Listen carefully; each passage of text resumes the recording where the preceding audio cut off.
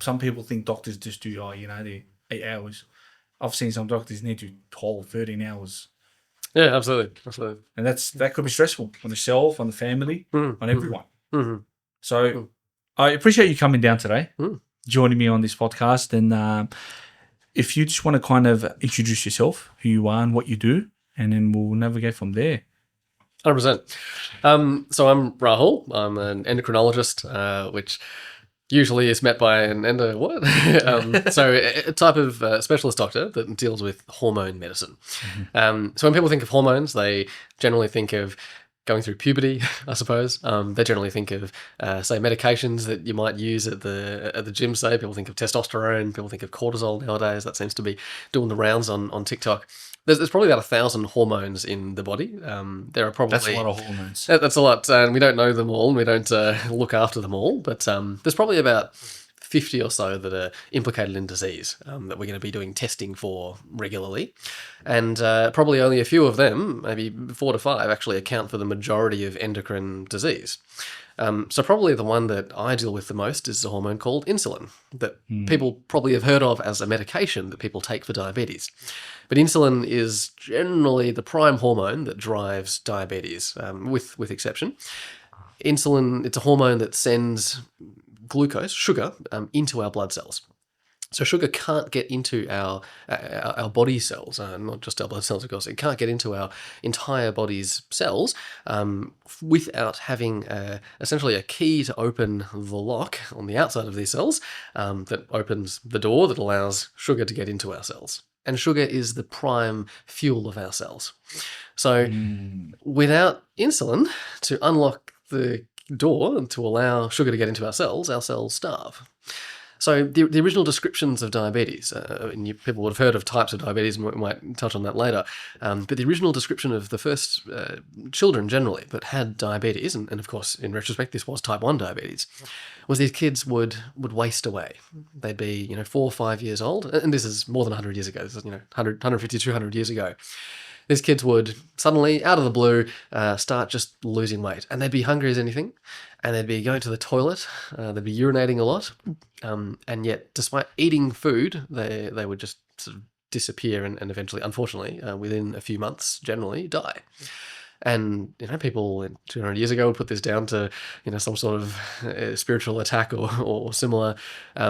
It wasn't until the late 1800s, early 1900s that it was identified what the prime problem of this was, and that's a story in itself as to how this was found. But essentially, all these people had sweet urine. The sugar wasn't getting into their body cells. Sweet urine.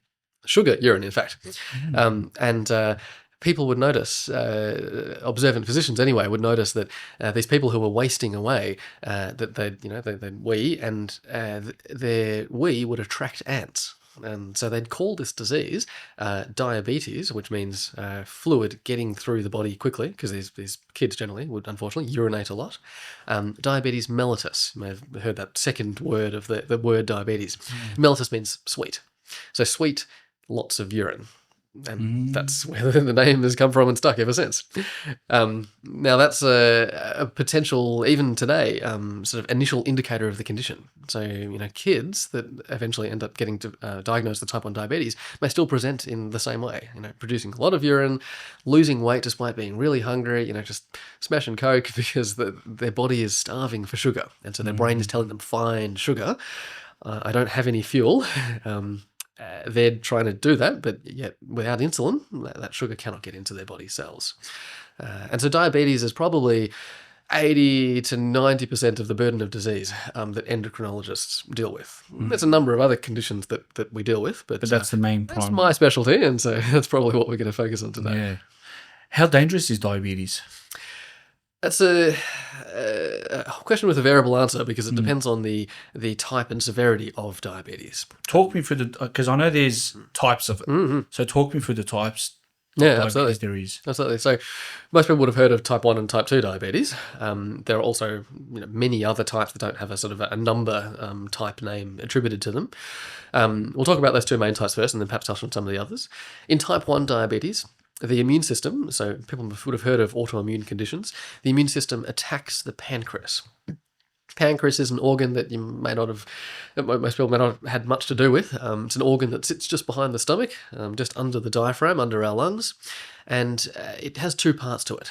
So what's called the exocrine and the endocrine pancreas. Exocrine means pushing something outside the body. Endocrine means releasing it into the blood. So the exocrine pancreas releases digestive juices into the duodenum, the first part of the intestines, so just after the stomach. And that makes up maybe 95% of the mass of the pancreas, maybe not quite that much, but the vast majority of the pancreatic mass is this exocrine pancreas. The endocrine pancreas is scattered all through the pancreas. There are these islets, islands, if you will, with 3 different cell types. And the beta cells, so there's alpha, beta, and delta cells, the beta cells, they produce insulin. And so insulin, as we discussed, is what causes diabetes when insulin is lacking. In type 1 diabetes, the immune system, for a whole range of reasons, falsely recognizes those beta cells as not being you.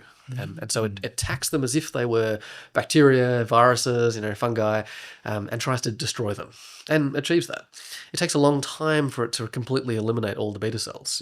In someone who's diagnosed as an adult with type 1 diabetes, the immune process was probably going on for about 10 years, and no one knew anything about it. It's completely silent for a really long time. And then finally, one day, that beta cell mass, the amount of insulin they're producing, drops below a critical threshold, and they get symptoms, what we call phase 2 type 1 diabetes, and then classic diabetes that we have to manage. So that's type 1 diabetes. In type 2 diabetes, the primary driver is what we call insulin resistance. There are many more misconceptions, I think, about type 2 diabetes than type 1. People will often, maybe as a sort of a heuristic, as an easy way to categorize the two, will say, type 1 is the one that's genetic, you can't do anything about, and type 2 is the one that you do to yourself. Okay. And I guess if there's one thing that I want people to take away from this, that's absolutely not the case. Type 2 is completely different. It's not quite the opposite of that, but it is completely different in that type 2 is actually even more genetic than type 1. Really? Again, a massive misconception. And the evidence on this is really clear. The best evidence of this is from what we call twin studies. So that's where they take pairs of twins, generally, within a particular city, say, and generally a large city in America is where they'll do this, and they'll take pairs of twins who are what we call monozygotic or identical twins, I guess. Mm-hmm. So they're genetically identical. And they'll take these people and follow them for much of their life. And the concordance rate between one twin getting type 1 diabetes and the other twin getting type 1 diabetes is lower than the concordance between one twin getting type 2 diabetes and the other twin getting type 2 diabetes, even accounting for environmental differences. Mm-hmm. And so, these studies are 30, 40 years old now, but yet, the message still hasn't sort of gone out there that actually type 2 diabetes has lots more genetic concordance than even type 1. And so you say, well, how can that possibly be? Type 1 is an autoimmune attack. It's got nothing to do with the environment, how much food I'm eating, and so on. With type 1 diabetes, you need to have this genetic risk. You need to have an immune system that's primed to attack your beta cells. But something needs to trigger that immune attack, and something needs to trigger that genetic risk. What is that? It's probably viruses. There are probably viruses in our environment which, when we develop them as a child or as a teenager, and they set up an immune process, these viruses probably work in one of a couple of different ways. They probably look like, chemically, at a protein level, they look like the beta cells.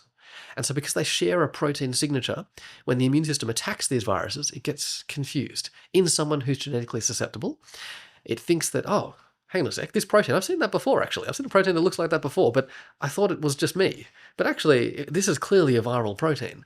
So when the virus is cleared, it says, well, actually, I know where that protein is. It's in the beta cells. And the immune system keeps attacking the beta cells and says, I never knew they were viruses, but now I know they're viruses. The immune system gets tricked, gets trained by the virus into thinking the beta cell is not you anymore.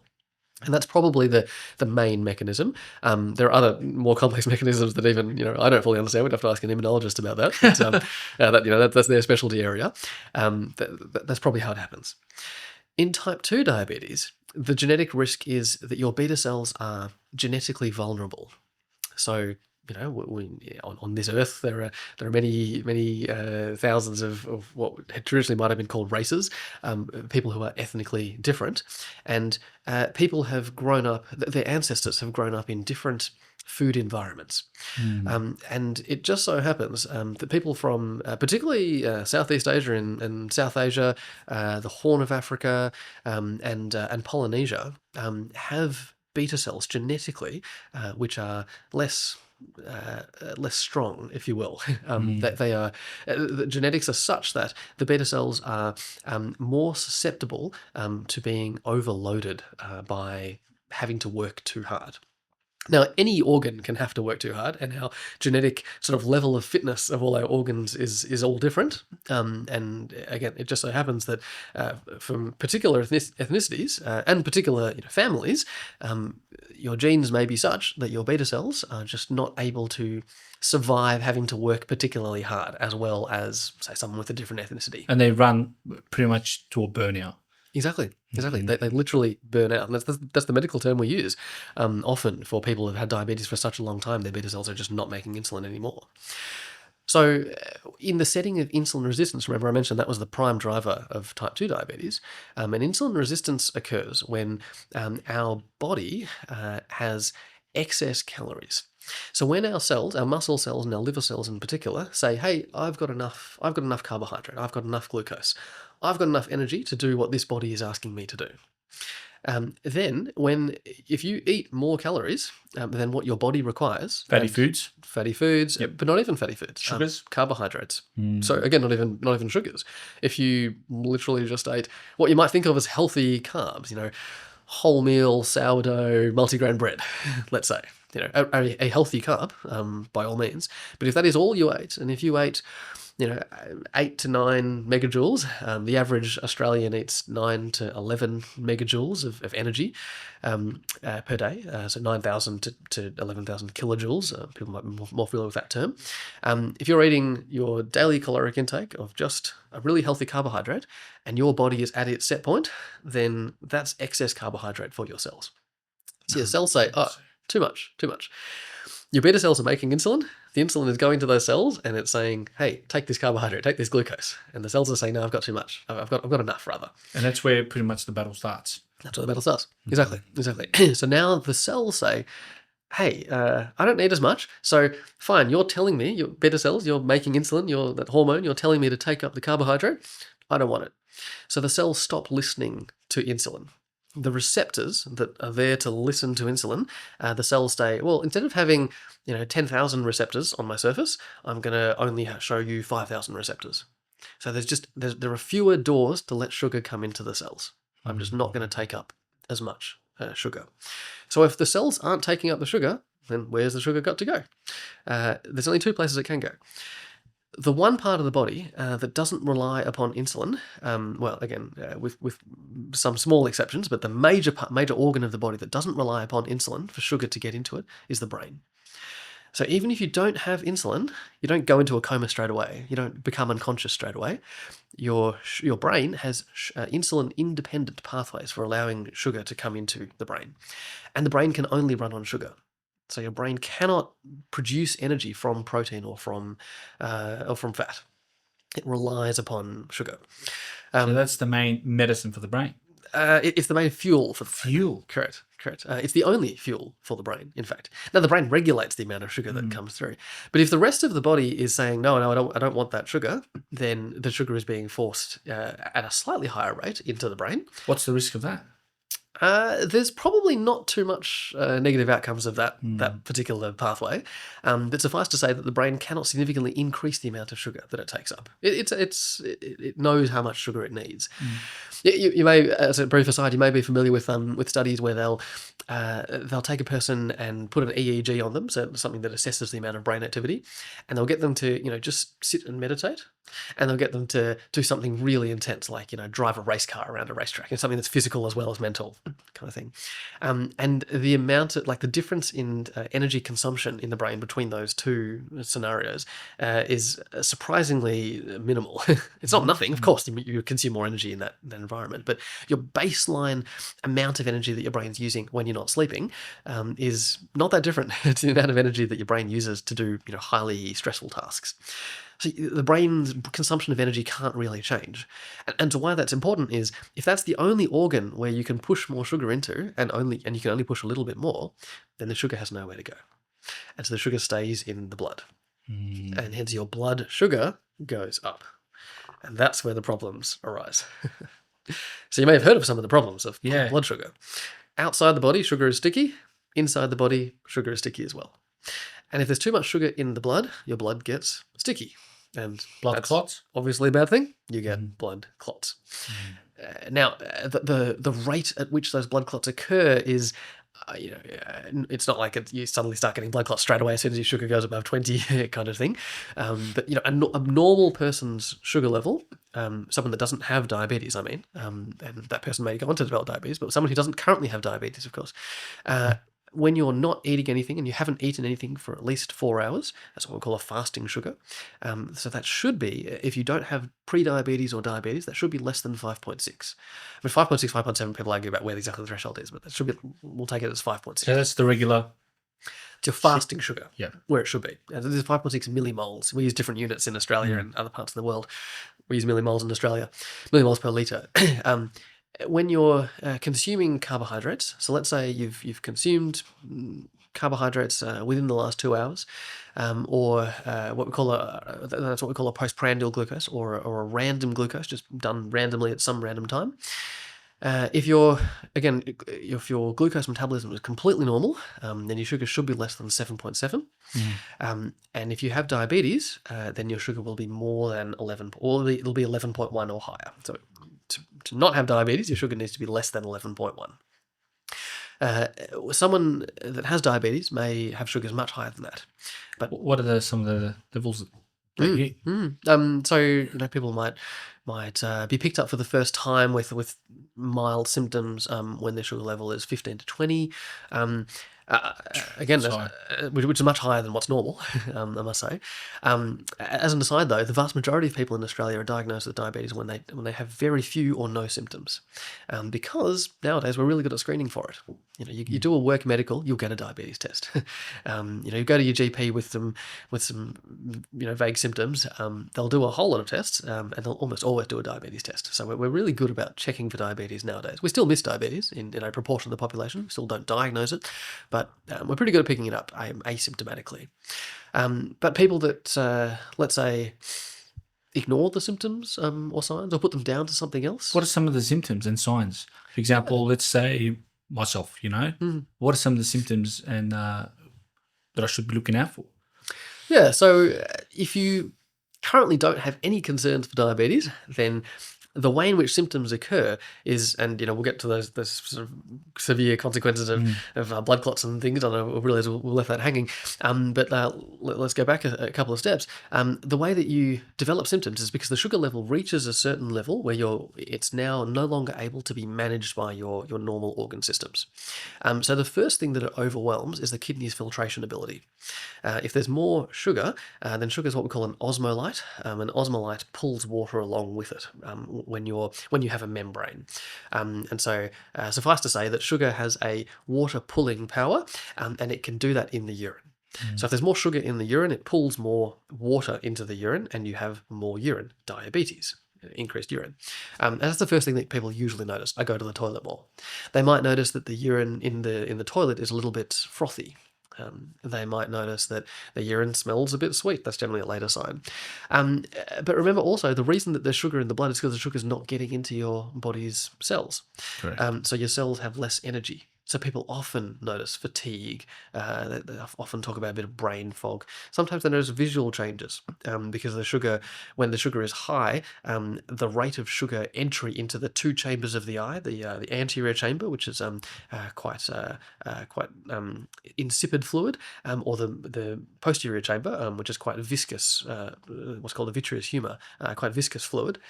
Because they're different, the rate of sugar entry into those two chambers is different. And so if there's a difference in sugar between those two chambers, there's a difference in refraction. In visual. In your vision. And so people notice blurry vision, which your brain takes a little while to account for. So in that time, just blurry vision. People might also notice just sort of kind of generally feeling off. And they sort of say, I just don't feel myself. And they might notice, complaints they've had before, certain joint pains and things that they flare up, and they can't quite place it. And then, we end up saying in retrospect, oh, well, you had diabetes for that time period without knowing it. In retrospect, maybe some of those symptoms were related to that. So the symptoms can be quite difficult to pinpoint. It's not like, oh yes, I've got pain in my chest, I've got a coronary issue. It can be just, I'm losing a bit of weight, I don't have as much energy, I'm going to the toilet more, I'm actually more hungry. What's going on? I had a lady, a guest on the last podcast where she lost her vision due to diabetes, which quite fascinated me. I never knew that was possible. Well, let's get into that. So we left the hang before we talked about blood clots. Yes. So the sugar is sticky inside the body as well as outside the body, and it can increase the rate of the cells within the blood. There are three different main cell types in the blood. It can increase the rate at which they attach to each other. So the cell types in the blood, you'll be familiar with red cells, white cells, and platelets. Platelets are the cells that, the fragments of cells actually, that block up any holes in the blood vessels. So sugar, it increases the rate of activation of those platelets, only slightly, but enough to appreciably increase the rate of blood clot formation. And I should go back a step. Blood clots are forming in our blood all the time and dissolving. And in those of us who are healthy, just under the stress of our heart pushing the blood really fast through our body, under that pressure, the blood vessels are tearing and, at a very, very micro level, are tearing and are being healed by the body all the time. From the platelets? By predominantly the platelets. Yeah. They're making clots to block off those holes. Now, those holes are tiny. They're micron level holes, and our body in health is able to just deal with it. But over time, as we age, that damage accumulates, and as people age, their skin looks different, and they look different, and so on, because that's the consequence of having lived for 70, 80 years.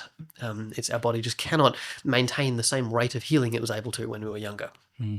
When you have diabetes, your body is now having to deal against one other thing that is an extra bonus issue that's damaging inside of the blood vessels. So these blood clots, they form anywhere in the body, but there are really 9 main complications of diabetes, if you will. And we can divide them into what we call the macrovascular or large blood vessel complications, the microvascular or small blood vessel complications, and autonomic nervous system or the automatic nervous system of our body, the one that's not under conscious control of our brain, complications. And there's sort of 3 in each categories. There are many more sort of subplots to this, but classically anyway, we talk about the 3 macrovascular complications being strokes, heart attacks, and peripheral vascular disease. So strokes, again, people unfortunately would probably be familiar with, and that's a blood clot in the brain that suddenly damages and generally kills, unfortunately, a significant part of the brain, and you lose that part of the brain's function. Is it because the blood clot gets stuck in a certain vessel and it just doesn't move? That's right. Yeah, it just gets stuck. And blood vessels, the largest blood vessel in the body, the widest blood vessel in the body is the aorta, and from there, all the blood vessels get narrower and narrower. So blood vessels just progressively get narrower. And so if you have a blood clot that's a certain size and it continues on in the vasculature, it will eventually lodge at a certain point, and then the blood vessels beyond that are smaller. So unless it breaks up and fragments, and then all the blood clots just dissolve, or they become so small that they go into smaller vessels and they're able to be dealt with, then everything that is beyond that where that blood clot is has no blood. There's no blood flow. No And blood that's flow. where the heart attack normally happens and occurs. And so heart attacks are the same problem as what we talked about strokes, except in the in the heart. And so you have three main blood vessels in the heart: the coronary arteries. People often have heard of coronary angiograms, the blood test, the radiology test to look into the coronary arteries. But a blood clot in the coronary arteries causes a heart attack. So a stroke, it's different terminology, but heart attack, brain attack, same thing. Blood clot in the blood vessel in the heart, in the brain rather, or blood clot in the blood vessel in the heart. And you can also get a leg attack, I guess. People never talk about that, but that's a blood clot in a vessel in the leg, which we call peripheral artery disease, or if it's acute and severe, critical limb ischemia. Is that where the leg, I've seen on a few people, there's just veins everywhere? No, so that's what we call varicose veins. Okay. And varicose veins generally is either a condition in and of itself, which has no relationship with other conditions, or it can be from peripheral venous disease, chronic venous insufficiency, it's often called, or CVI. That's the risk of that can be increased in diabetes, generally because of the other things that go along with diabetes, like overweight and so on. But diabetes itself doesn't cause that problem. Or if it does, it's not a major driver of it. Being overweight, how much does that contribute to diabetes? To diabetes, yeah. So to type 2 diabetes, we talked about again, the problem is insulin resistance. And so when your weight is higher than your body frame and your genetics were designed for, if you will, then those cells are going to be listening to insulin even less. So we talked about insulin resistance before. Obesity, overweight, it causes insulin resistance to a greater degree than would be present just from the calories you're intaking. So it causes insulin resistance, and insulin resistance is a contributor to type 2 diabetes. Incredible. I want to talk about people, it happens a lot where, 2 p.m., 3 p.m. hits and they crash. Mm-hmm. What is the reason for that? Is there an imbalance in the body? Yeah. So probably the hormone to talk about is cortisol. You would have heard of cortisol, no doubt. I'm told by colleagues and friends that that's the hormone du jour on TikTok at the moment. And people are apparently talking about cortisol spikes all the time nowadays. Cortisol is the body's natural stress steroid. So I'll go back one step. Endocrinologists, we talk about steroids a lot, and in the general public, if you talk about steroids, they either think testosterone, which someone's using at the gym to to get bulked, or they think prednisolone or similar medications, which reduce inflammation, depending on their experiences. Steroid just means any hormone that comes from cholesterol. So we know about cholesterol. Cholesterol's been in the media a lot recently as well. And cholesterol is absolutely an integral part of all the various proteins and lipids and factors that are made in our body. Cholesterol itself is a lipid, a fat. In excess, cholesterol is a problem, but we'll talk about that another time, I think. Steroids that are made from cholesterol, they all look similar, but they can sometimes do very, very different jobs. Cortisol is a cholesterol-derived steroid. It's what we call a glucocorticoid. So there are different types of steroids, and cortisol is the body's natural stress steroid. So when we're under physiologic stress, so not just mental stress, but also our body is under stress, we're ill with an infection, we're having a surgery, we've just been in a car accident, we're running a marathon. In all these physiologically stressful scenarios, our adrenal glands, the two glands just above the kidneys on either side of the body, make increased cortisol. And so cortisol does a couple of things. It allows us to deal with stress by increasing our blood pressure, because if you have increased blood pressure, you have increased blood flow to the organs, increased blood flow to the muscles in particular, and our primal brain, which sort of says, well, the only response to a stressful situation is either to fight the lion that's about to kill you, or to run away, flight. And you would have heard of the fight or flight response. Correct. And so when we're scared, including in non-physically endangering situations, so the classic one is public speaking. You're about to get on stage, and you're the heart's racing, the heart's racing, and you're sweating, and all this is going on. That's the body getting ready either for you to fight the bear it thinks that must be there, because our caveman brain or primal brain cannot conceive of anything more complex than that, or to run away from it. So that fight or flight response that cortisol stimulates, again, allows us to deal with stress. It can make us feel more stressed, of course, but anyway, it allows us to deal with stress. So cortisol, it increases from about 4 a.m. in the morning in someone that has normal, what we call circadian rhythm, our normal day-night rhythm. If you work night shift, if you've got a young kid as I do, and you're waking up overnight, well, it's more my wife's problem, unfortunately, but your cortisol may be a bit disrupted, as I'm sure mine is. But if you're sleeping 8 hours a night and you're sleeping all through the night and so on, then generally about 4 a.m. in the morning, your cortisol starts to increase. And that gets you ready for the day. And your cortisol peaks at about 8 a.m. in the morning. So when we're, as an endocrinologist, checking people for diseases of cortisol, we generally ask them to do a blood test, fasting between 8 to 10 a.m. in the morning for that reason. Generally peaks around that time and then reduces thereafter. Cortisol just reduces steadily until the evening, and then you want it to be lowest overnight, so you can sleep more easily. You don't want to be stressed overnight. You don't want to be dealing with stress, overnight.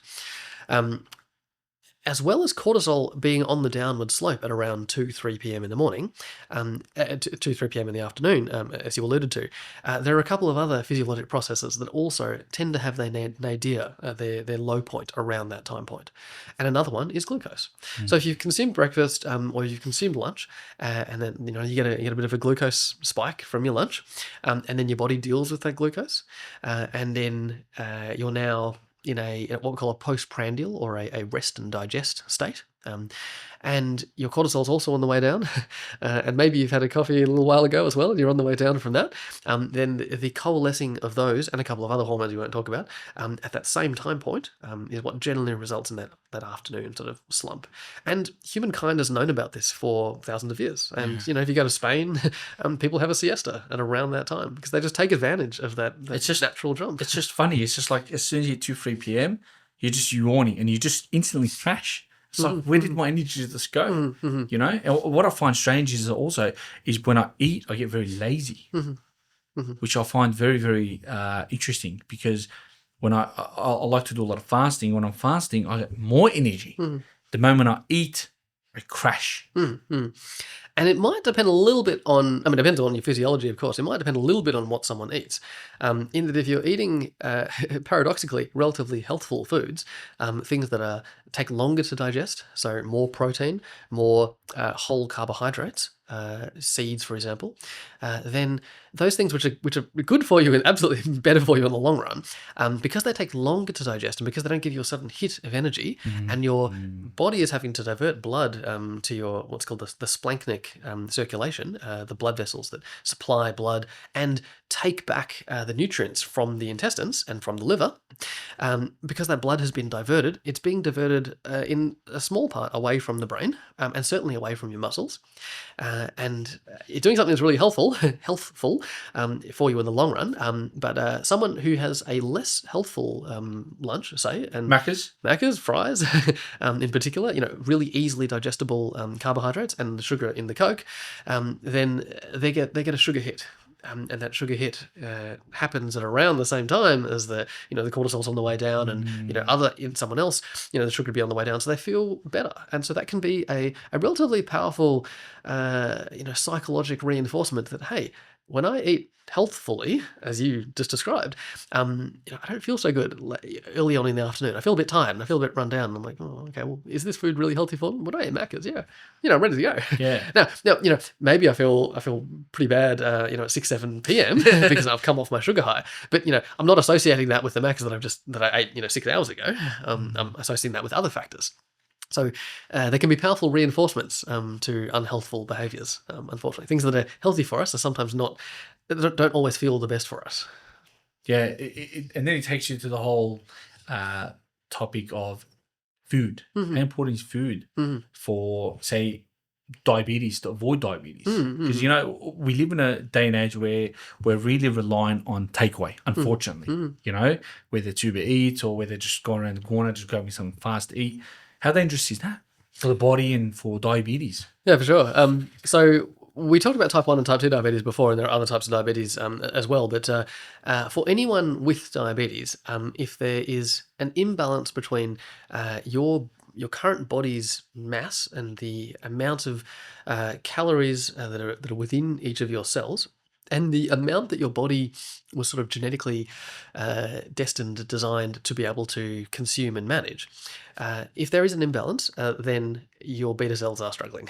And again, if you have a predisposition towards beta cell fragility and senility, as people from certain ethnicities and genetics unfortunately do, then that will result in diabetes. Once you have diabetes, then food becomes even more important because the carbohydrate intake, the caloric intake, determines your glucose. So you're eating more when you have diabetes? Not necessarily, but it is more important to eat in a way that helps you manage your diabetes to a greater degree. There's no such thing as a diabetic diet, I guess is important to say, but there are diets that make diabetes easier to manage and more difficult to manage. What are some of the diets? So I should actually back one step. It's also really clear to say that someone's food choices themselves are not the cause of their diabetes. Again, diabetes is entirely genetic. But if we live in an environment where there's excess calories, then our primal brains are not able to, and we're not designed to deal with that. You do hear that a lot. For example, a lot of people turn around and blame people, say, oh, you're eating too much sugar or too much soft drinks. So it's a contributor, but it's not the main factor to get diabetes. Indeed, because if you think about it in your general life, you may well know people who are significantly overweight or obese that have no diabetes, and you may know people who are minimally overweight or obese, or not overweight or obese at all, and have diabetes. And so, what can possibly account for that difference? Obviously, it's genetics. Main cause is genetics. Is predominantly clearly the main cause. But it's important also not to say that genetics is the only cause. There's contributors. It's the main cause, and it's by far the main contributor, but it's not the only cause, because that lets public planners off the hook. That lets people who have a responsibility to regulate our food environment off the hook, and to say, hey, it's just it's your fault. You should be managing this yourself. Person who has got their hands full, looking after their kids, looking after their elderly relatives, who has so many responsibilities with work and with life, to then be able to overcome, however many years of life of our brains saying to us that you must consume calories. And if you're presented with a vending machine, or you're reliant upon takeaway, where the place selling you that food has an incentive to make you come back. They want to make the food as highly palatable as possible. And the fast food industry worked this out 60, 70 years ago. They knew how to hook into our animal brains and to make us come back for more.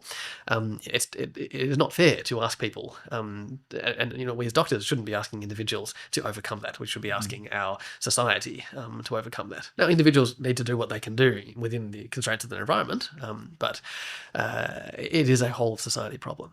But to come back to your question, what therefore can we do about a diet? I sort of alluded to it previously. Essentially, a diet that is as low in unprocessed, highly refined, unprocessed carbohydrates as possible is the top line of a diet that's best for reducing your risk of diabetes and of managing your diabetes. What are highly refined processed carbohydrates? So they're sugary soft drinks, or sugar sweetened beverages, as we call them nowadays, SSBs. And so that's not just soft drinks, that's energy drinks and so on. It's candy and lollies, that's what people typically think of. But it's also white bread. White bread is not all made equal nowadays. You can get white bread that is relatively low GI, and so I haven't talked about that. Glycemic index, you would have heard of the GI. Glycemic index is an index of how rapidly a carbohydrate is turned into sugar in your body. So sugar is this like a cell? No, in your gut and in your blood. So, if you're interested to go into it, how it's tested is a person eats a standard amount of that carbohydrate, and then their blood sugar gets tested by actually sampling the blood, and to see how quickly that gets turned into sugar. So sugar has a glycemic index of 100. Potatoes, depending on the type of potatoes, can actually have a glycemic index that's slightly above 100, because they can get broken down in the saliva. The salivary amylase can break down the carbohydrate in potatoes. So potatoes as a starchy vegetable can actually be quote unquote worse than sugar, depending on the way in which they're processed and so on. So fries can example. be particularly bad for you. And then, the salt load as well, which isn't good for your blood pressure and so on. The glycemic index determines or identifies how rapidly a carbohydrate is turned into sugar, because all carbohydrates are turned into sugar eventually. Generally, as a really broad brushstroke, the more complex the carbohydrate, so the harder it is physically to touch, and the darker it is in color. So, a bran seed, for example, is really quite difficult for the body to metabolize, and for it to break down. So it's working harder. Multigrain bread, the body has to work harder. The intestines have to work harder to break that down. So the food stays in your gut for longer, so you feel full faster and you feel full for longer. Yes, because it's true. Because I've felt that before eating certain breads. I've been full for 10 hours, and I feel like I don't want to eat. And then I remind myself, when's the last time I ate? 10 hours ago. Indeed. So individual experiences vary, but absolutely, depending on the type of carbohydrate. So darker and harder, as a really broad brushstroke, and obviously lots of exceptions and so on, harder for the body to break down, and therefore keep you fuller for longer, and give you a sugar that is released more slowly into the blood. So instead of having this kind of spike, as you might have if you smash a Coke, you'll have this slower wave, if you will. And so an image that was surprisingly similar, if we all, we've probably repressed that part of our memories, but if you're living in Melbourne in 2020 and 2021 and so on, and during COVID lockdowns and so on, people were talking about flattening the curve. They're talking about it on the news every night for a long time. So in the same way that social distancing flattens the curve of COVID, a lower glycemic index food flattens the curve of carbohydrate of sugar entering your blood. So instead of getting this rapid spike of energy, like you might get from the processed, refined sugar, you get this slow wave release of energy that keeps you fuller for longer, and that means that sure, maybe because your body's digesting 2 hours after lunch still, you get that post-lunch slump, which is not aphysiologic.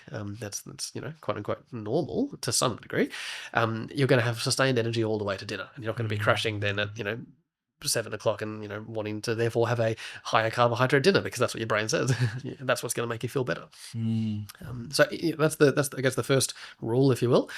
Generally trying to avoid high glycemic index foods for both preventing diabetes and for managing it once you have it. If you're unfortunate enough to get it.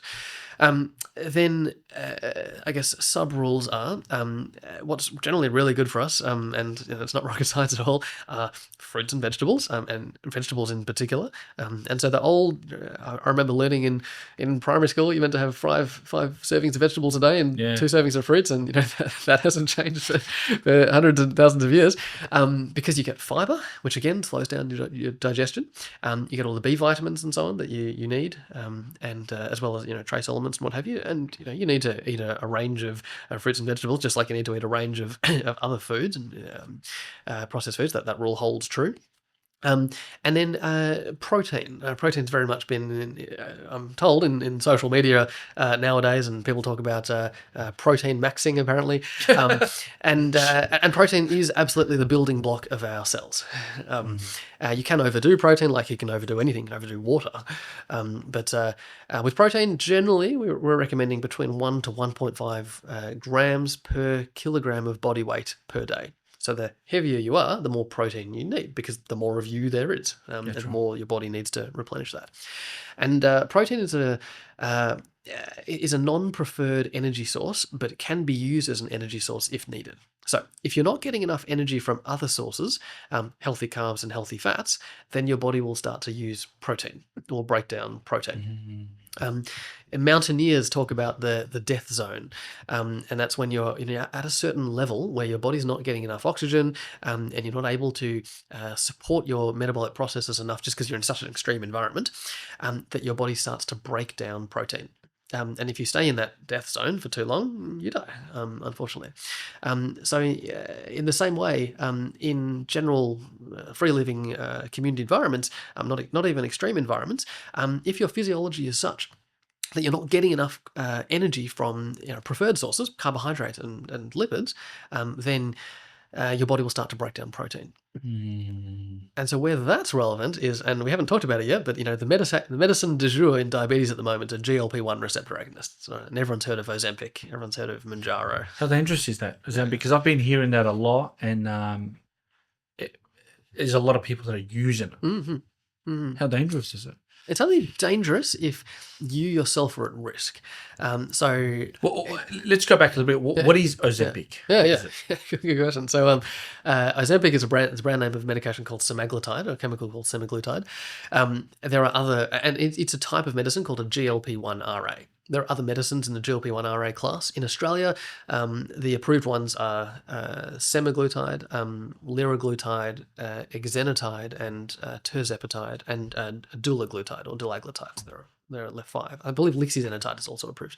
Anyway, the ones that are commercially available on the PBS, so easily available, semaglutide, so Ozempic or Wegovy, some people might know it as, which is the same thing but for obesity, dulaglutide or Trulicity, and tirzepatide or Mounjaro. So these ones, they work on a hormone called GLP-1, and they are what we call GLP-1 receptor agonists. So GLP-1 is what we call an incretin hormone, and incretin hormones are released by your intestines when they observe carbohydrate in the intestine. Mm. And they go to the pancreas and tell the pancreas to make more insulin. So they are what we call insulin mimetics, or insulin simulators, or insulin secretagogues, all the same thing. And these insulin mimetic hormones, they also have another role. When your gut says, oh, there's food in the gut, your gut has to have a way of telling your brain to turn your hunger off. Because your brain doesn't sense your gut directly. Your brain senses the amount of glucose it's getting, your blood glucose, and the caloric state of your body. And when it senses that those things are low, it says, it makes you feel hungry, and says, oh, go consume something. Your gut needs to have a way of telling the brain, hey, yep, good, you've told the organism to consume enough calories. There's enough here. We're good. Stop eating. And one of the ways it turns off that signal is GLP-1. So the GLP-1 receptor agonists, like Ozempic, they are that signal. So they're the same hormone that your gut produces to tell your brain that you're full. Except if you take that as an injectable medication that lasts for a whole week, then you're telling your brain for a week, I'm full. That turns off your appetite, and if you're not hungry anymore, then you don't eat as much, of course, and you lose weight. And so many people that I've looked after, that I've had the privilege of managing, have lost 20% of their body weight. Now, that's at the extreme upper end of the range. Most people, in my experience, lose, with diabetes, lose between sort of 2 and maybe 8%. It's probably the usual experience. You lose more weight if you don't have diabetes with the medications than if you do, for a complex set of reasons. But they're very effective, and tirzepatide, that we sort of alluded to, is the most quote-unquote powerful, based on randomized control trials, of these medications, where some people lose more than 20% of their body weight in the trials. So you can lose massive amounts of your weight, and that can occur within 6 to 12 months, so a really quite short time period. You tend to lose all weight in proportion. So not only do you lose fat mass, which is the desired mass to lose, you also lose muscle mass, and you probably lose a little bit of bone mass as well. So fat mass, good to lose. Muscle and bone mass, not so good to lose. If you're 40 or 50 and you're overweight, obese, you've got a lot more fat mass, and so you're going to preferentially lose that fat mass. If you lose the fat mass and your weight goes down, you don't need as much muscular or bone strength, in really, really simple terms.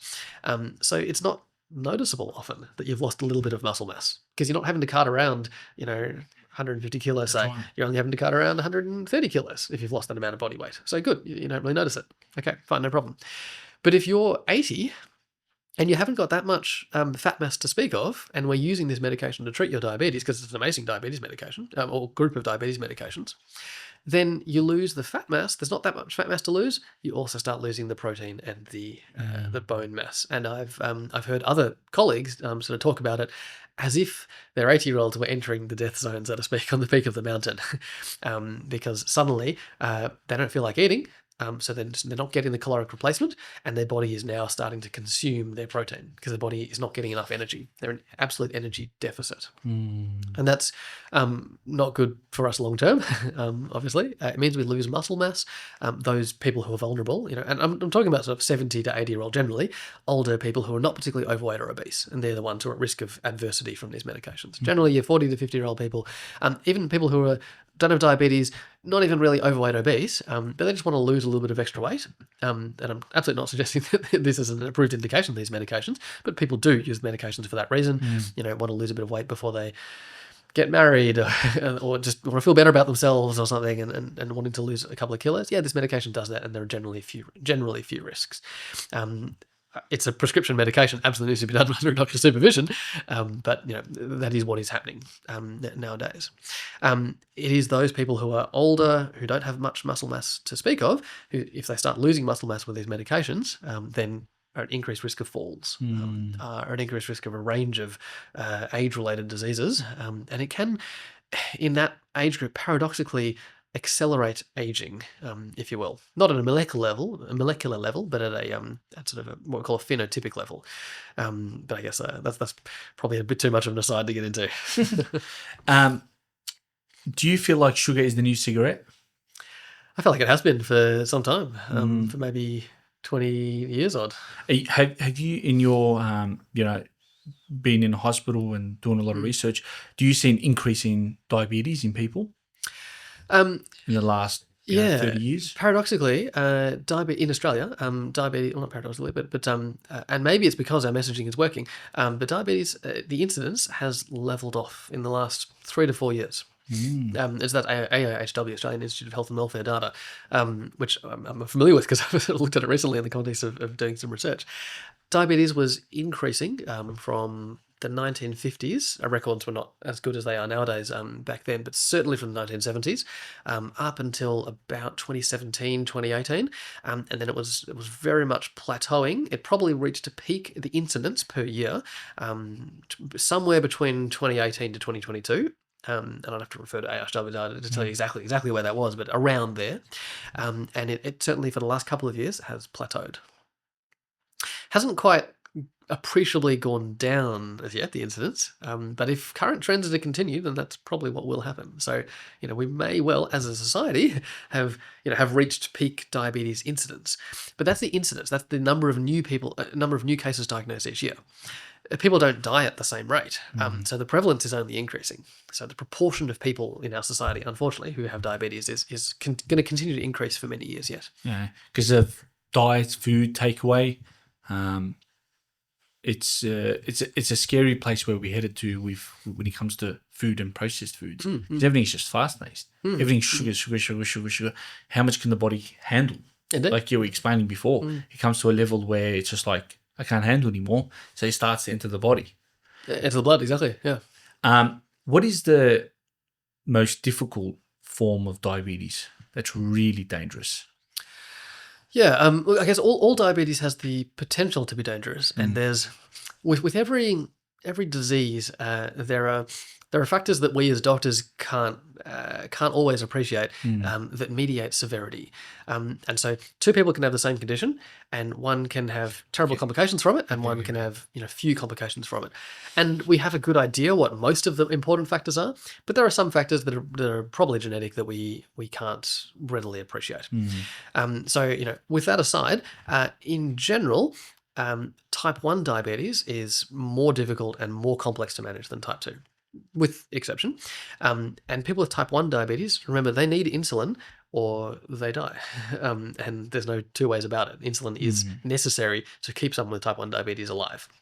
And so the technology has improved much recently in the last 10, 15 years. But still, there's an unmistakable truth, which is you need insulin to survive. So in someone with type 1 diabetes who, let's say they've got all the bells and whistles, they've got a continuous glucose monitor, they've got a insulin pump that's continuously infusing insulin into their body, because many people with type 1 diabetes use that technology nowadays, and they're getting insulin 24/7 and they're achieving amazing glucose levels. almost the glucose, and I've seen people with type 1 diabetes have glucose levels that are better than mine. I've wanted a CGM out of interest to see what it is, and they're on it. And it takes a lot of effort to achieve that. So hats off to them for achieving that. But in combination with the technology, in combination with their their drive and enthusiasm, they've been able to they can achieve perfect glucose levels, actually perfect glucose levels. But if that insulin pump fails, or if it's a tubed pump, if the line gets kinked and they don't have insulin for 4 hours, they could be in hospital. It is dangerous. You need insulin to live with type 1 diabetes. There are certain people with type 2 diabetes. It feels like a long time ago now, we talked about burnout of the beta cells. There are people with type 2 diabetes who are in a similar situation, where again, if they don't get insulin for a period of time, they end up in hospital. And they need to be treated really intensively to get back on the even keel. And if they were left for a couple of days, they may also die. So it's a serious business. But type 1 diabetes, everyone has the potential to end up really unwell without insulin for a period of time. It reminds me of when I was growing up, I had a lot of family that were older, traditional, that all had diabetes, and you'd come with sweets and them. Oh no, I can't have diabetes. When you have diabetes, do you really have to really watch your sugars? Is it to that extreme, or were they just over-exaggerating at that point of their life? Yeah, good question. I'd say, regardless of whether you have diabetes or not, there are things that you can do that are better for your health and things that you can do that are not so good for your health. Probably all of us would benefit from saying no a bit more than they would. Now, is a let's say a donut or a baklava or whatever it is that you're going to eat. Is one going to kill you? No. Is it going to cause the heart attack? No, of course not.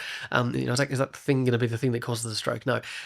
But if as part of a general diet you're doing that every day, then yes, that is going to unfortunately increase your risk. Whether or not you have diabetes, actually, that is going to increase your risk of harmful health outcomes. If you have diabetes, your body is already in a vulnerable state. Yeah. So consuming those carbohydrates, consuming the high glycemic index foods, are going to put you at greater risk. Now, whether you need to resist every single bit of processed carbohydrate or not is probably not the case. We do encourage, as an endocrinologist, we do encourage someone still being able to enjoy their life. Of course, the whole point of treating diabetes is to prolong your healthful life. If you don't enjoy that life, what's the point? And if processed foods are a part of that, or a small part of it, as they can be for anyone, fine. That is a good thing to look forward to. People talk about treating themselves, however you phrase it. That's a normal part of being a human in 2026. But people have different relationships with carbohydrates, as in the same way that someone who's let's say a recovering person that used to be reliant upon alcohol.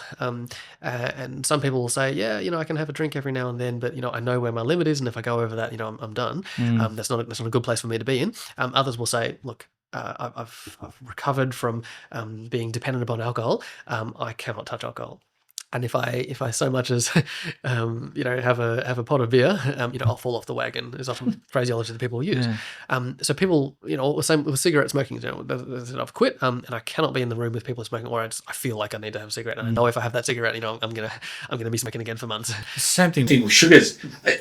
As I've been, doing a bit of more research and learning, I've picked up people understand how addicted they are to sugars. It's actually crazy.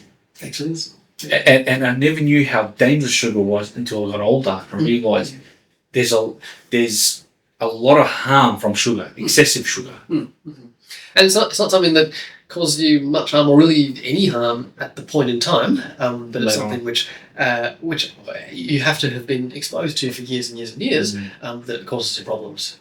Diabetes doesn't happen overnight, with the exception of type 1 diabetes. That can happen overnight. You can have a genetic risk, and then you can get this viral infection, and then you are now predestined to have type 1 diabetes. As an aside, that immune process that we talked about in type 1, there is now amazing research, including research that's Australian-led, that's Melbourne-led, over at the Wehi, that has already proven that we can delay the onset of type 1 diabetes and will, in time, no doubt, be able to interrupt that immune process. But type 2 diabetes certainly doesn't occur overnight. And, it's dietary patterns over years and years that result eventually in diabetes. How much does exercising benefit? Abstaining weight from diabetes, does it benefit? Yeah, absolutely. So in terms of, let's talk about weight management, because that's usually the context in which people talk about exercise.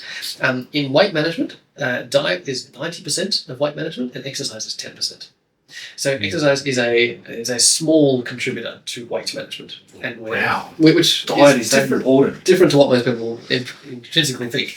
There's is not working anymore. But there was a professor at the Austin in Melbourne, Joseph Prieto, who's sort of the grandfather of overweight obesity medicine in possibly in Australia, but certainly in Melbourne and in Victoria.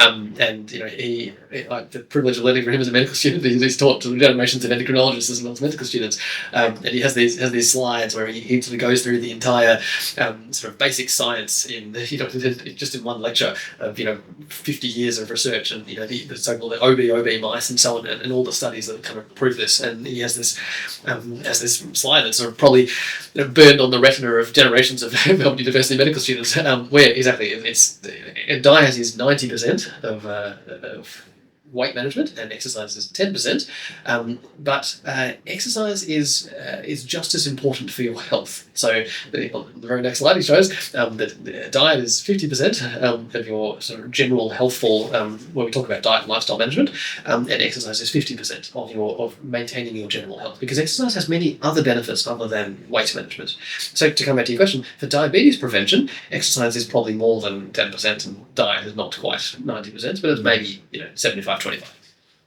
So it's a problem, and it holds you back if you can't exercise as much because either you don't have the time or physical ability, or you have either permanent or temporary impairment, because you've injured yourself, or because you actually have a chronic impediment that prevents you from exercising, and that's a problem. But it doesn't prevent you by any means from preventing or addressing overweight, obesity, or diabetes. So it's interesting how deep certain things are in the medicine field. It's never ending. You're talking about these receptors, these cells contribute to this, and everything contributes to everything. And then it brings me to a question of, I don't know if you have much information about it, but steroid use. You walk into a gym and you see a lot of people that are pumping weights that are on steroids, and I have a very I don't like them. I think they're a very negative compound for the body. There's a lot of harm that comes from it. What's your opinion on it, on steroid use, and how much harm does it have for the body? Yeah, so again, we talked a little while ago about steroids being this actually really quite large category. But when people talk about anabolic steroids in the gym, they're talking about predominantly testosterone and testosterone-related medications. There are a couple, but let's talk about testosterone. That's probably the main medication that people use. I guess I'll start by saying, as an endocrinologist, I see men who've used testosterone in the gym who have then had a low blood testosterone, or who have actually been trying then to conceive children with their partner and have been unable to conceive children and have had blood tests and so on. And it's been identified that they have low testosterone and or reduced fertility. And the only cause that we can work out for that has been their previous taking of testosterone. So testosterone has the ability, exogenous testosterone that you inject, or that you rub on, or whatever, however you take it. Testosterone from outside your body has the ability to, unfortunately, disrupt your own body's testosterone production mechanisms, if you will. And it's very variable, which is why there's no male contraceptive. There's a female contraceptive because there's a natural female state in which you're not able to become pregnant, and that is when you are pregnant. When you're you can't become pregnant again. Your body's not ovulating. So if you can trick the brain into thinking that you're pregnant, then you won't ovulate. In men, there's no comparable state. So testosterone is very unreliable as a contraceptive. And people will come to me as an endocrinologist who've taken testosterone in their youth or more recently that have had problems from it, and they'll say, oh, but Joe Blow down the gym, he's been doing, he does 10 cycles of T a year, and he's got 10 kids, and what's going on? I'm like, yeah, that's it. It's unreliable. There's no blood test that will tell you whether you're at risk or not. So the vast majority of people get away with using testosterone. It causes no long-term adversity, and they have no sort of adverse consequences of it. And they use the testosterone. They use it for whatever purpose they were going to use it. They wanted to use it for, to bulk up, to lose a bit of weight, whatever it was. They stop it. They've only used it for maybe 6 months in total over maybe 2 or 3 years, and then they have no issues. But the problem to a new aspiring, say, testosterone user is you as a man have no idea if that testosterone's if you're going to be one of the, usually for the most part, lucky ones, or if that's going to cause major problems for you, potentially, probably for the rest of your life, unfortunately. And so that's the Russian roulette that young men play with testosterone, and we generally, as a general rule, recommend someone who is considering fertility that's not something to use recreationally. If someone has a medical condition, completely different story. Where testosterone is an amazing treatment for someone that has testosterone deficiency. It is the treatment for someone with testosterone deficiency. There are many medical causes of testosterone deficiency, and I see that just as much. And in those people, testosterone is a lifesaver. It turns their life around. They were feeling absolutely terrible, and they were losing muscle mass, and they just couldn't concentrate, and that affects your relationships, your work, and everything. And then they go on testosterone, and they're like, oh wow, that's missing in my body. Yeah. So there's this dichotomy, and it's hard to talk out of context in this sort of context, because we're potentially talking to two groups of people. And they're like, well, what about me? I'm on testosterone. I love it. It was the best thing for me. My doctor says don't stop it. Don't stop it. To those people. But I guess to someone considering testosterone for the first time, recreationally, for the purpose of building muscle, there are potential adverse consequences, and they absolutely need to be. Just I see them everywhere. I see all these youngsters, people that are jabbing steroids left, right, and centre. You got trend. Trend is a whole different ballgame that's not even tested properly. They're jumping on these steroids. Don't know where they come from, what they've been mixed with, and they're just putting it into their body. And I see crazy side effects, mental side effects. Every aspect of it just contribute. And I'm just like, why would you put something into your body? Your body is already built to service itself, to regulate itself. Why are we adding all these stuff onto it? I think as human beings, we just like to take the easy way out sometimes. I think it also comes down to this sort of central concept of risk perception and of risk-benefit analysis, for want of a better word. We're all familiar with, many people will be familiar with, I think, the sort of risk slide of causes of death in Australia. And, you have things like, what's the rate of cause of death of sort of shark attack causing death, of, going on a plane causing death, being struck by lightning, being in a motor vehicle accidents and so on.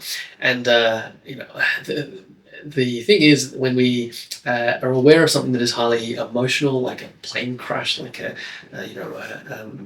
shark attack, for example, then our risk perception of that thing becomes much higher. Or if whatever our psychology is that we're particularly concerned about a certain risk, then we're going to be particularly concerned about that risk, regardless of what the actual risk is.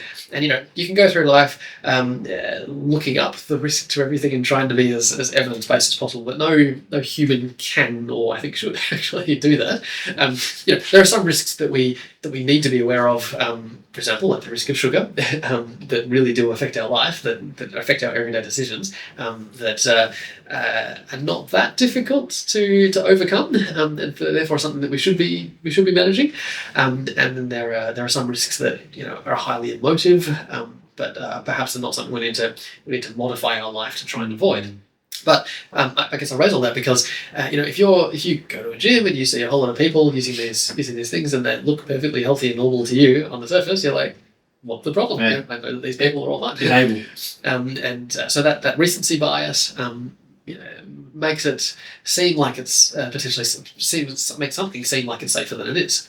But then for the same reason, let's say the GLP-1s, we're talking about Ozempic, semaglutide, Mounjaro, tirzepatide. People would have seen, sometimes people come to me and they say, oh, isn't that the medication that makes you go blind? I go, sorry, what? Like, yeah, it's one that can cause an eye stroke. And I say, oh, okay, yeah, I know what this is about. Because there was this actually 2 studies published in the medical literature early last year, in 2024 actually, a year and a half ago, that suggested an increased risk of eye stroke, a particular type of stroke with these medications. And then subsequent studies that have sort of elucidated that risk to a greater degree. Basically, what the literature has come out and shown is that if you give 5,000 people this medication, so let's say people with diabetes who have previous cardiovascular disease, if you have 500 people with diabetes and previous cardiovascular disease, 250 of them, of those 5,000 people, over 1 year, will go on to have a stroke. If you give them Ozempic, only 200 will have a stroke. So you'll prevent 50 strokes out of 5,000 people. Which is a pretty good number medically. You prevent 50 strokes. In 1/5 of those strokes never happen. And you cause 1 eye stroke. So you cause one specific type of stroke. So the 2 risks, like it's a 50 to 1 risk. If you're like, all right, my risk of stroke, I've got a 250 out of 5,000 risk of having a stroke, and I can cut that down to 200 out of 5,000. Great, I can significantly reduce my risk of stroke, and I cause a 1 in 5,000 risk of a certain type of stroke. So I reduce all types of strokes. I cause a 1 in 5,000 risk of a certain type of stroke. You're like, it's a 50 to 1 difference. Yeah. No brainer. Let's go ahead and do it. But if all you've seen is the current affair or today's night or whatever it is, little 5-minute spot on semaglutide under fire for causing eye strokes. I don't know how they talk about it. And that's what sticks in your brain. Then your risk perception is now much higher. That risk is much higher. And if you don't have the numbers in front of you, you're going to be. You're going to say, I should better not take that medication. That's why it's so important to do research or speak to the specialists that dedicate their time to research and get the proper answers. Then just go on with the media, because the media does a very interesting role of changing things. Exactly. It's your doctor's responsibility to know that information, or at least to find it out. No one can know anything all the time, but at least to find that out, to be able to pass that to you and put it to you as the patient that's paying them, or paying the government to pay them in the hospital, to put that to you in a way that you can understand. And so that's what I do every day. That's what my colleagues do every day. The I guess national consciousness is something that we have less ability to modify, and potentially that's what we're doing today. Yeah, 100%. What is a key advice you have for the listeners and around the world? Well, talking within my lane as an endocrinologist, the things that, and I'm really summarising what we talked about before, the things that you can do to encourage your healthful diet and lifestyle in the near and medium term, even though it may not feel like you're doing anything different, or may not feel like you're creating a positive impact upon your body right now, absolutely has beneficial impacts many years into the future. And perhaps one thing that one area that we haven't talked about, is another sort of area of specialty within endocrinologists, is bone health. And it's the classic example of this. Your bones, they get stronger and stronger and stronger until you're about 25. If you're a man, it's all downhill from there, from about the age of 25. You lose 1% of your bone mass every year. As a woman, you're protected until menopause, and then you join the men. That's why, unfortunately, a lot of fractures occur in women at menopause, or soon after menopause. What age is the menopause roughly? In Australia, I believe the average is between 45 to 50. I'm not completely up on the numbers, but generally we say early menopause is before 40, and a late menopause would be well beyond 58, 59, and it's getting pretty late, but around 45, 50 on average. But your bone health is something that can be modified, improved from when you're 25, for the vast majority of people. But you don't get people don't start getting fractures until they're 60. So, it's very much a long game. And so doing physical activity, particularly weight-bearing exercise, making sure you get adequate vitamin D, those of us with dark skin, I take 2 vitamin D capsules a day because that's what clearly my body needs. I'm indoors most of the time, working in the hospital, what have you. Something that can be modified from a really early stage, and making sure that our calcium intakes are sufficient. As a society, we don't drink anywhere near as much milk as we used to maybe 30, 40 years ago, and on balance, that's probably a good thing for a whole lot of complex reasons. But it means that we get less calcium. So making sure that we're getting adequate calcium as well is, again, something really important. So, really simple things. Weight-bearing exercise, making sure your vitamin D is good, making sure you're getting the Australian recommendation for calcium, 800 to 600 milligrams a day, is something that can pay dividends 40, 50 years in the future. So endocrinology is a long game. Yeah. There's one little last thing I wanted to, if you can just briefly explain. It crossed my mind, and it's very important for me to ask, is fasting. If you just briefly explain how beneficial is fasting. Yeah, so it depends what you're trying to achieve. So for weight loss, the evidence is relatively clear that, and I assume you're talking about intermittent fasting. So if people talk about the 5-2 diet, 2 days a week eating nothing, or very, very minimal amount of calories and having water, obviously, and then 5 days eating ad libitum, or eating as you like, for example. People also talk about an alternative variant, which sometimes when people talk about fasting, they actually mean time-restricted eating, which is where you only eat between a certain window of the day. So you might say, okay, I'm going to only eat within these 12 hours of the day, or these 8 hours of the day. And usually the goal there is to try and induce something called autophagy, which is where your body, when it's not in a consumptive state, is in a sort of repair state, if you will, and eats damaged cells. Phagy meaning eat. Time-restricted eating and intermittent fasting, compared with just caloric restriction, so just eating less, no different for weight reduction. And so if all you're trying to achieve is weight loss, then the answer is whatever works for you. So if you find that okay, well, I know that if I don't eat on these 2 days, I can eat whatever I want in the 5 days, and that gets me through those 2 days. If that's what works for you, great, do it. But it's no better than simply eating less on every day. It's no better than simply eating within a window, such that you can achieve a caloric restriction because you're only eating for 8 hours. There's only so much you can eat in 8 hours. And then if you're full, then you don't eat after that. If you're trying to achieve general health benefits, then there probably are benefits to intermittent fasting and time-restricted eating beyond the weight loss benefits. And people talk about longevity a lot nowadays. There probably is a longevity benefit in that, again, this induction of what we call autophagy in the times that you're not eating allows your body to get rid of potentially precancerous cells, cells that are a dead weight in your body anyway, at any rate, to a greater degree than it can do when it's having to deal with sugar coming in and insulin putting it into cells. Because it's strange, because the past 2 years I've been doing regular day fasts, where I just don't eat from sunrise till sunset, and I've probably gotten sick once in the 2 years. I've seen that decrease. Stronger. Even when I train, I feel powerful, more energy, which is surprising. If I eat before I train, I feel lazy and I don't get a good pump. But if I go and train while fasting, the pump is just unreal, which is strange. Interesting. There may well be some physiological evidence to support that. It's an absolute pleasure to have you on today. Appreciate your time and you coming on and sharing information, and hopefully listeners have learned something. I've learned many things. Towards the end, I suppose you blew my mind of the age of 25 is where the bone density starts to go back slowly. Start to lose 1%. 25 to 28, yes. That's crazy. So for the 25-year-olds there, you're at your peak prime. train hard and go crazy. But I do appreciate your time. It was very valuable, and it was an absolute honour and a pleasure. No result, likewise. Thank you so much. Thank you.